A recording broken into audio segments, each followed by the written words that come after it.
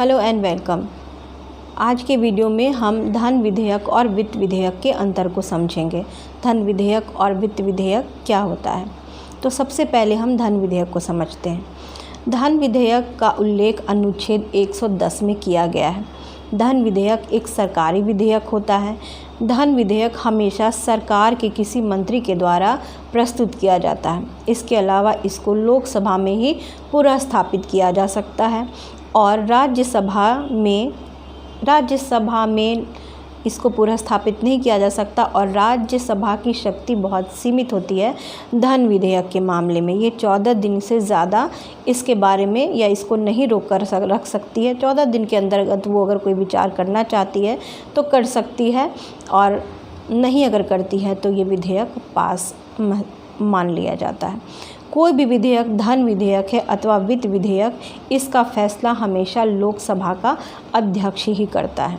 तो धन विधेयक और वित्त विधेयक में ये पहला अंतर है। तो धन विधेयक में कौन कौन से मुद्दे आते हैं?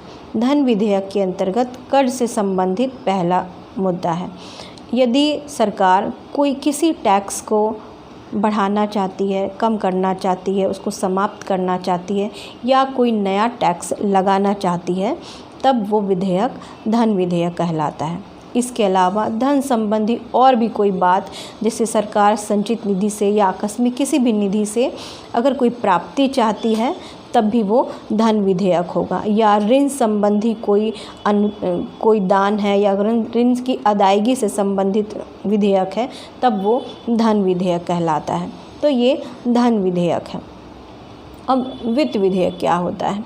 वित्त विधेयक जो होता है वो सरकार के आगामी वित्तीय वर्ष के लिए आय और व्यय का लेखा होता है। इसके अलावा 3 बातें हैं जो वित्त विधेयक के बारे में बताई जाती हैं। पहला, अनुच्छेद 110 में जो भी बातें हैं वो धन विधेयक है।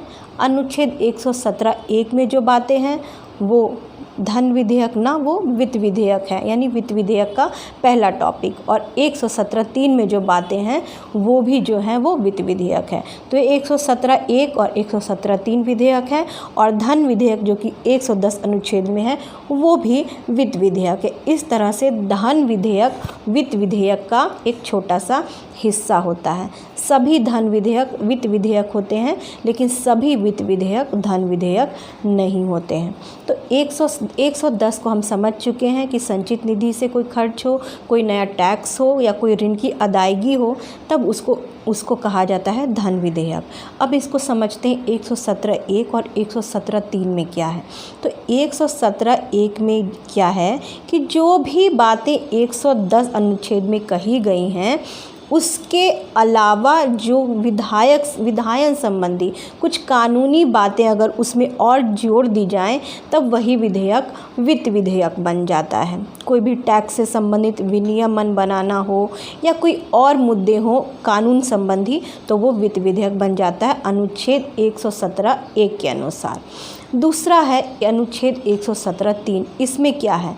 अनुच्छेद 117(3) के अनुसार जो भी टॉपिक 110 में दिए गए हैं उसको छोड़ के उसके अलावा जो भी बातें हैं ये भी कानून संबंधी होंगी, उसको 117(3) में रखा गया। 117(1) में रखा गया है 110 प्लस कानून संबंधी बातें और 117(3) में ये कहा गया है कि जो बातें 110 में नहीं हैं उसको 117(3) में रखा गया है।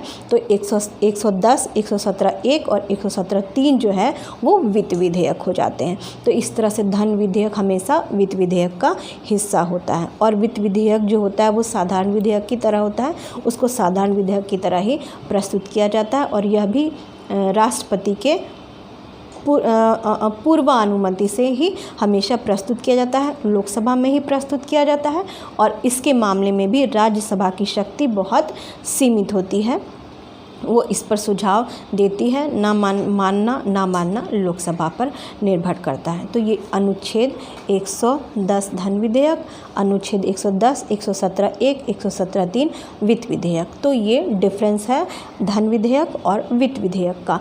इसमें बस कुछ टेक्निकल टर्म्स हैं वित्त विधेयक में कुछ कानून संबंधी बातें आ जाती हैं, लेकिन दोनों ही खर्चों से, धन से संबंधित बातें हैं। तो ये आपको समझना है कि सिर्फ धन है तो धन विधेयक है, धन विधेयक के